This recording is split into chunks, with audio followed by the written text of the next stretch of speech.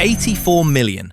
That's the number of PlayStation 5 consoles currently sitting in living rooms across the globe. By every traditional metric, Sony has won. They dominated the hardware race, crushed their competition, and turned a piece of white plastic into the most sought-after status symbol of the decade. But as we move into 2026, a haunting question has transitioned from a meme into a terrifying reality for the PlayStation faithful. What is there to actually play? Behind the record-breaking profits lies a trail of billion-dollar cancellations, a disastrous pivot into live service games that ended in the fastest shutdown in industry history, and a first-party output that has slowed to a glacial crawl. From the believe in generations promise to the $700 Pro controversy, the PS5's journey hasn't just been a success story, it's been a masterclass in how to alienate your most loyal fans while sitting on a throne of cash. How did the king of exclusives lose its identity? And is there a way back? This is the rise, the drought, and the identity crisis of the PlayStation 5. To understand the no games narrative, we have to go back to the height of the hype. May 2020, PlayStation CEO Jim Ryan sits in front of a camera and utters the words that would eventually come back to haunt him. At PlayStation, we believe in generational transitions, and we put years of work into making them happen. It was a clear shot across the bow at Microsoft's Play Anywhere strategy. Sony was promising a clean break, no more being held back by the aging hardware of 2013. The PS5 was built around a custom SSD so fast it was supposed to change game design itself. No more elevator rides, no more slow crawl through the crevice loading screens. We were promised the future of gaming. And at first, it felt real. Astro's Playroom wasn't just a pack-in, it was a love letter. Demon's Souls was a visual tour de force that looked like nothing we'd seen before. Even with a global pandemic and scalpers charging $1,000 for a unit, the PS5 became the fastest-selling console in history. The momentum was unstoppable. But while the hardware was flying off shelves, the generational promise was already starting to fray at the edges. Within months, the narrative shifted. The only on PS5 exclusives were being announced for the PS4. Horizon Forbidden West, God of War Ragnarok, Gran Turismo 7, the heavy hitters that were supposed to define the new era were all being tethered to a decade-old machine. Sony claimed this was about choice, but for the early adopters who fought through the scalpers, it felt like a bait and switch. The SSD wasn't reinventing the wheel, it was just making the old wheel spin faster. The stage was set for the no games meme to take root. If you could play the best PlayStation games on your old console, why did the new one even exist? While fans were waiting for the next great single-player epic, Sony's leadership was looking at a different set of numbers. They saw the billions being raked in by Fortnite, Apex Legends, and Roblox. They didn't just want to sell you a $70 game every 3 years, they wanted a piece of the forever game pie. This was the birth of the games as a service. In 2022, Sony announced a massive pivot. 12 live service titles were in development across their internal studios. To ensure success, they dropped a staggering $3.6 billion to buy Bungie, the creators of Destiny. The logic was simple. Sony would provide the prestige, and Bungie would provide the secret sauce for monetization and player retention. But this pivot came at a catastrophic cost. Internal resources were diverted. Iconic studios like Naughty Dog, who had spent decades mastering the art of the cinematic single-player experience, were suddenly tasked with building massive multiplayer empires. The creative DNA of PlayStation was being re-engineered in real time, and the first-party pipeline for the kind of games that made PlayStation famous, linear, story-driven adventures, began to dry up. This wasn't just a change in strategy, it was a cultural shift that the community sensed immediately. The PlayStation Studios logo, once a seal of narrative quality, was now being slapped onto battle passes and daily login bonuses. The tension between Sony's heritage and its new corporate ambition was about to reach a breaking point. If 2022 was the year of the promise, 2024 was the year of the bloodbath. The gas gambit didn't just fail, it exploded. It started with Naughty Dog. After years of silence and mounting Factions 2 hype, the studio made a heartbreaking admission. To release their multiplayer Last of Us game, they would have to become a live service-only studio. They chose their legacy over the pivot, and 4 years of development were flushed down the drain. But the biggest disaster was yet to come. Concord.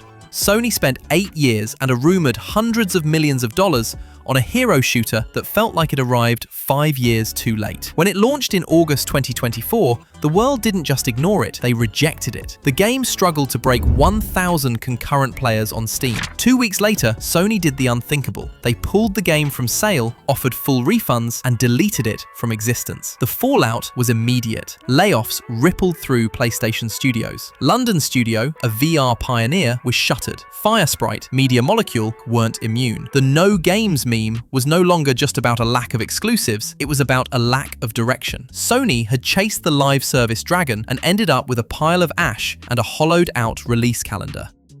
With the first-party sequels missing in action, Sony turned to a controversial stopgap, the remaster. We saw The Last of Us Part 1, then Part 2 remastered, then Horizon Zero Dawn remastered, and then Until Dawn. To the casual observer, it looked like Sony was cannibalizing its own history to fill the gaps in its schedule. Critics pointed out the absurdity. Why was a 3-year-old game getting a Pro enhancement? The community backlash was fierce, with Reddit threads accusing Sony of remaster fatigue. It felt like the company was treading water, trying to sell the same experiences back to the same people because they had nothing new to offer. Simultaneously, Sony's PC strategy was complicating the why own a PS5 debate. Once sacred exclusives were migrating to Steam. While this boosted revenue, accounting for billions in 2024, it eroded the console's value proposition. If you can play Spider-Man and God of War on a PC with better frames and mods, why pay for the walled garden? By late 2025, Sony began to pull back, realizing that their PC honeymoon might be killing their hardware sales. But the damage to the only on PlayStation brand was already done.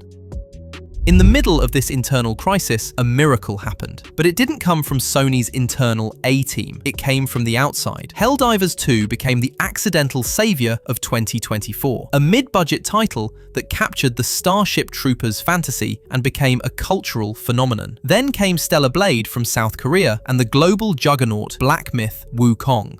These games became the third-party shield. They provided the PS5 has games counter-argument, while Naughty Dog and Santa Monica were silent. Helldivers 2 proved that live service could work if it was fun first and monetized second. But it also highlighted the irony of the situation. Sony's biggest success of the generation was a game they didn't even build internally. For a moment, the heat was off. The PS5 felt like the place to be again. But as we entered 2025, the shield began to crack. These were one-off hits, not a sustainable ecosystem. Then came the PS5 Pro. In late 2024, Sony announced the most expensive console in their history, $700. And that didn't even include the disk drive or the stand. The reaction wasn't just negative, it was vitriolic. A poll of over 50,000 fans showed that 89% thought it was too expensive. The marketing for the Pro was built on a paradox. Mark Cerny used The Last of Us Part 2, a PS4 game, to show off the power of the new machine. It was the ultimate no games moment. Sony was asking fans to pay nearly $1,000 after taxes and accessories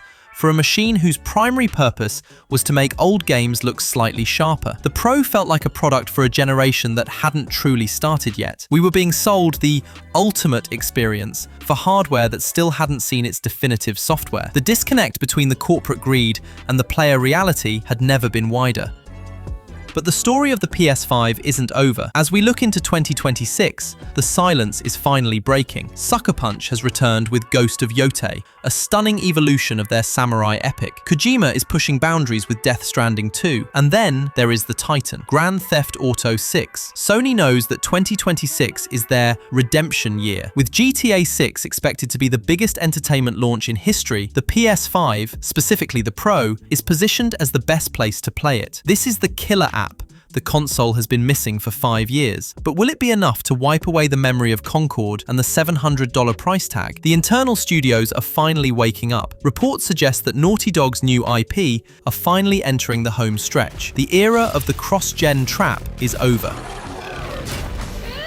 The PS5 is finally standing on its own 2 feet, but it shouldn't have taken 6 years to get here. The story of the PlayStation 5 is a cautionary tale for the entire gaming industry. It's a story of what happens when corporate hubris meets a changing world. Sony spent half a decade chasing trends and trying to turn art into an infinite revenue stream, and in the process, they almost forgot what made them great. They won the sales war, yes. 84 million people chose the blue brand, but the no games meme wasn't just a joke, it was a warning. It was a community telling a giant that hardware without heart is just a plastic box. Can the PS5 recover? In 2026, it likely will. Between Ghost of Yotei and the inevitable storm of GTA 6, the no games narrative will eventually fade into history, but the lesson remains. Trust is easier to break than an SSD is to build. Sony has the power, they have the players, and now, finally, they might have the games. But the generational promise of 2020, that remains the greatest what if in PlayStation history.